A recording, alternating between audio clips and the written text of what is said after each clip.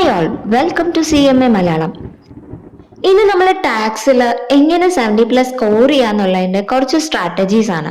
അപ്പൊ ഇവിടെ നമ്മൾ എന്തൊക്കെ കാര്യങ്ങളാണ് എക്സാം എഴുതുന്നതിന് മുൻപ് ശ്രദ്ധിക്കേണ്ടത് എന്നുള്ള കുറച്ച് ടിപ്സ് ആണ് ഇതിലൂടെ പറയുന്നത്. അപ്പൊ ഈസി ആയിട്ട് നിങ്ങൾക്ക് ടാക്സിൽ എക്സംഷൻ ക്ലെയിം ചെയ്യാൻ പറ്റുന്ന ഇമ്പോർട്ടന്റ് ആയിട്ടുള്ള ഒരു 5 ടിപ്സ് ആണ് പറയുന്നത്. സോ ഫസ്റ്റ് തിങ് എന്ന് പറയുന്നത് start revision with non head chapters and then heads of income. അപ്പൊ ഇവിടെ നിങ്ങൾ പ്രയോറിറ്റി കൊടുക്കേണ്ടത് നോൺ ഹെഡ് ചാപ്റ്റർ ആണ്. ബിക്കോസ് ഹെഡ്സ് ഓഫ് ഇൻകം എന്ന് പറയുന്നത് ഹ്യൂജ് ആണ്.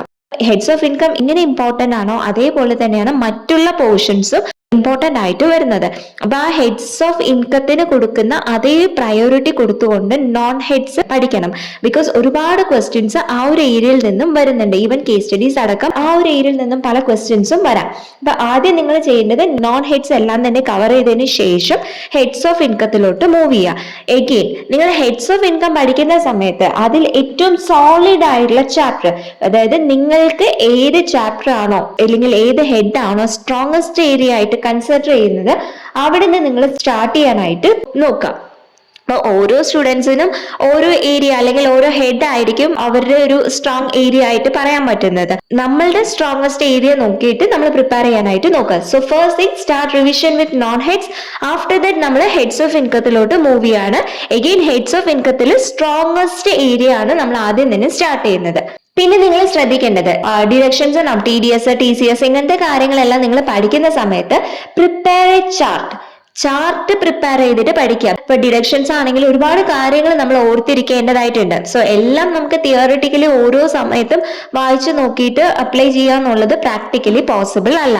എക്സാമിന് പ്രിപ്പയർ ചെയ്യാൻ നമുക്ക് വളരെ കുറഞ്ഞ ടൈം മാത്രമേ ഉള്ളൂ. അതുകൊണ്ട് തന്നെ നിങ്ങൾ ഈ ഒരു ചാർട്ട് പ്രിപ്പയർ ചെയ്ത് പഠിക്കുകയാണെങ്കിൽ കുറച്ചുകൂടി ഈസി ആയിരിക്കും. ഈ ചാർട്ട് പ്രിപ്പറേഷൻ എന്ന് പറയുന്നത് TDS, TCSന് മാത്രമല്ല കേട്ടോ, നിങ്ങൾക്ക് ഒട്ടുമിക്ക സബ്ജക്ട്സിലും ഇത് അപ്ലൈ ചെയ്യാനായിട്ട് പറ്റും. തേർഡ് തിങ് എന്ന് പറയുന്നത് don't repeat theory for multiple times. നമ്മള് ഓരോ തവണ പ്രോബ്ലം ചെയ്യുന്ന സമയത്തും എഗെയിൻ ആൻഡ് എഗെയിൻ നമ്മൾ ആ തിയറി വായിച്ചുകൊണ്ടേയിരിക്കും. അതേപോലെ തന്നെ എക്സാമിന് പഠിക്കുന്ന സമയത്തും നമ്മൾ ആദ്യം ഇരുന്നിട്ട് എന്ത് ചെയ്യും, തിയറി ഫുള്ള് വായിച്ച് കവർ ചെയ്തിട്ട് പ്രോബ്ലത്തിലേക്ക് കടക്കാനായിട്ട് നോക്കും. അങ്ങനെ ഈ ഒരു ലാസ്റ്റ് മൊമെന്റിൽ ഒരിക്കലും ചെയ്യരുത്. ബിക്കോസ് ആ ഒരു തിയറി പോർഷൻ നിങ്ങൾക്ക് പ്രിപ്പയർ ചെയ്യാനുള്ള ടൈം കഴിഞ്ഞു. ഇനി നിങ്ങൾ ഫോക്കസ് ചെയ്യേണ്ടത് പ്രോബ്ലത്തിലേക്കാണ്. നമ്മൾ എത്രത്തോളം പ്രോബ്ലംസ് വർക്ക്ഔട്ട് ചെയ്യുന്നോ അതിന്റെ ഒരു ബെനിഫിറ്റ് നിങ്ങൾക്ക് ഉറപ്പായിട്ടും എക്സാമിന് കിട്ടും. So solve questions as many as possible. എല്ലാവർക്കും എല്ലാ കാര്യങ്ങളും ഓർത്തിരിക്കാനായിട്ട് പറ്റില്ല. No one remembers everything. ചില കാര്യങ്ങളെല്ലാം നമ്മൾ മറന്നു പോകും. But it's okay. ബട്ട് നമുക്ക് പ്രോബ്ലം ചെയ്യാൻ വേണ്ട കാര്യങ്ങൾ എന്തൊക്കെയാണോ അതിലേക്ക് ഫോക്കസ് ചെയ്യുക. വർക്ക്ഔട്ട് ചെയ്തിട്ട് തന്നെ നോക്കുക. അല്ലാതെ നമ്മൾ തിയറി പഠിക്കുന്ന പോലെ വായിച്ചിട്ട് ഒരിക്കലും നിങ്ങൾ പ്രോബ്ലംസ് ചെയ്യാനായിട്ട് പാടില്ല. Fourth important thing that is MTP, RTP ഇങ്ങനത്തെ കാര്യങ്ങളെല്ലാം നിങ്ങൾ പ്രാക്ടീസ് ചെയ്ത് നോക്കുക.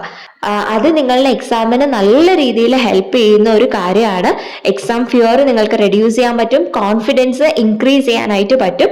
എന്തൊക്കെ ഫോർമാറ്റിലാണ് ക്വസ്റ്റ്യൻസ് വരുന്നത്, ഏതൊക്കെ ചാപ്റ്റേഴ്സിന് പ്രയോറിറ്റി കൊടുത്തുകൊണ്ട് പഠിക്കണം, ഇതെല്ലാം നിങ്ങൾക്ക് അറിയാനായിട്ട് MTPസും RTPസും എല്ലാം തന്നെ ഹെൽപ്പ് ചെയ്യും.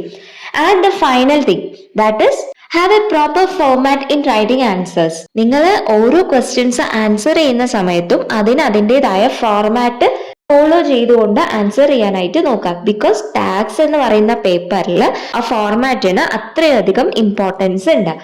അപ്പൊ നിങ്ങൾ ഈ ഒരു ഫോർമാറ്റ് യൂസ് ചെയ്യുന്നത് വഴി നിങ്ങൾക്ക് കിട്ടുന്ന ഒരു ബെനിഫിറ്റ് എന്താന്ന് വെച്ചാൽ പ്രോബ്ലംസ് എല്ലാം ഈസി ആയിട്ട് സോൾവ് ചെയ്യാൻ പറ്റും. Because we know the format, ഏതൊക്കെ സ്റ്റെപ്പിൽ വരും എന്നുള്ള കാര്യം നമുക്കറിയാം. സോ നമ്മളുടെ പോയിന്റ് ഓഫ് വ്യൂവിൽ പ്രോബ്ലംസ് ഈസി ആയിട്ട് സോൾവ് ചെയ്യാൻ പറ്റും. And in the point of view of examiner ഈ പറയുന്ന ആൻസർ ഷീറ്റിൽ ഈച്ച് ആൻഡ് എവറി സെന്റൻസ് വായിച്ചിട്ടൊന്നും ആയിരിക്കില്ല മാർക്ക് ഇടുന്നത്. അവർക്ക് ലിമിറ്റഡ് ടൈമിലായിരിക്കും നമ്പർ ഓഫ് പേപ്പേഴ്സ് കറക്റ്റ് ചെയ്യേണ്ടതായിട്ട് വരുന്നത്. സോ അവരുടെ കയ്യിലും ഒരു ആൻസർ കീ ഉണ്ടാവും. So they will be comparing both. നിങ്ങളുടെ ആൻസർ ഷീറ്റും അവരുടെ കയ്യിൽ അവൈലബിൾ ആയിട്ടുള്ള ആൻസർ കീയും കമ്പയർ ചെയ്യും. അതിൽ ഇമ്പോർട്ടന്റ് ആയിട്ടുള്ള അല്ലെങ്കിൽ മെയിൻ ആയിട്ടുള്ള കാര്യങ്ങളെല്ലാം കറക്റ്റ് ആണെന്നുണ്ടെങ്കിൽ അവരതിന് മാർക്ക് ആഡ് ചെയ്തിട്ട് പോകും. അപ്പൊ എക്സാമിനർ പോയിന്റ് ഓഫ് വ്യൂവിൽ നമുക്ക് എന്താണ്, ഇപ്പൊ മാർക്ക് സ്കോർ ചെയ്യാൻ, കൂടുതൽ മാർക്ക് നമുക്ക് ഗെയിൻ ചെയ്തെടുക്കാനായിട്ട് അത് ഹെൽപ്പ് ചെയ്യും. So he will only match the answer key. നമുക്ക് അവൈലബിൾ ആയിട്ടുള്ള ടൈമിൽ എത്ര ബ്യൂട്ടിഫുൾ ആയിട്ട് ആ ഒരു ആൻസർ പേപ്പർ പ്രസന്റ് ചെയ്യാൻ പറ്റും എന്നുള്ളതാണ് നിങ്ങൾ നോക്കേണ്ടത്. സോ ഈ ഒരു 5 കാര്യങ്ങൾ നിങ്ങൾ മസ്റ്റ് ആയിട്ടും ടാക്സ് എക്സാമിന് പോകുന്നതിന് മുൻപ് ശ്രദ്ധിച്ചിരിക്കണം. So first thing start revision with known heads. After that heads of income deductions, അതായത് TDS TCS ഇങ്ങനെയുള്ള കാര്യങ്ങളെല്ലാം ചാർട്ട് യൂസ് ചെയ്ത് പ്രിപ്പയർ ചെയ്യുക. തിയറിയിലേക്ക് കൂടുതൽ സ്റ്റിക്ക് ഓൺ ചെയ്യാതെ പ്രോബ്ലത്തിലേക്ക് ഫോക്കസ് ചെയ്യുക. MTPസും RTPസും എല്ലാം കൂടുതലായിട്ട് പ്രാക്ടീസ് ചെയ്യുക. ആൻസർ ചെയ്യുന്ന സമയത്ത് നിങ്ങൾ പ്രോപ്പർ ഫോർമാറ്റ് ഫോളോ ചെയ്തുകൊണ്ട് പ്രിപ്പയർ ചെയ്യാനായിട്ട് നോക്കുക. സോ ടാക്സ് എല്ലാവർക്കും ഡിഫിക്കൽട്ട് ആയിട്ടുള്ള ഒരു പേപ്പർ ആയിട്ട് കൺസിഡർ ചെയ്യുന്നുണ്ടാവും. ബട്ട് നിങ്ങൾ കുറച്ച് ഹാർഡ് വർക്ക് ചെയ്യുകയാണെങ്കിൽ നല്ലൊരു റിസൾട്ട് നിങ്ങൾക്ക് ഗെയിൻ ചെയ്തെടുക്കാൻ പറ്റുന്ന ഒരു പേപ്പറാണ് ടാക്സേഷൻ. ആൻഡ് ഒരു കാര്യം കൂടി നിങ്ങൾ ശ്രദ്ധിക്കണം, ടാക്സിൽ വരുന്ന അപ്ഡേഷൻസ്, ഓരോ അമെന്റ്മെന്റ്സും നമ്മൾ അപ്ഡേറ്റഡ് സിലബസ് വേണം നോക്കാനായിട്ട്.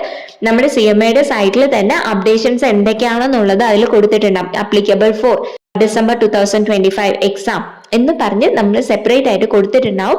നമ്മുടെ കയ്യിലുള്ള സ്റ്റഡി മെറ്റീരിയൽ ചിലപ്പോൾ പഴയതായിരിക്കും, നമ്മൾ റെഫർ ചെയ്യുന്ന ബുക്സ് പഴയതായിരിക്കും. പക്ഷെ നമ്മൾ പുതിയതായിട്ട് ടാക്സിൽ വന്നിരിക്കുന്ന അമെന്റ്മെന്റ്സ് എല്ലാം തന്നെ ശ്രദ്ധിച്ചിട്ട് വേണം പ്രിപ്പയർ ചെയ്യാനായിട്ട്. അപ്പൊ ഈ കാര്യങ്ങളെല്ലാം നിങ്ങൾ ശ്രദ്ധിക്കുക. ആൻഡ് എല്ലാവരും taxation, direct tax as well as indirect tax നിങ്ങൾ എക്സംഷനോടുകൂടി തന്നെ പാസ്സാവാനായിട്ട് നോക്കുക. എല്ലാവർക്കും ഓൾ ദ ബെസ്റ്റ്.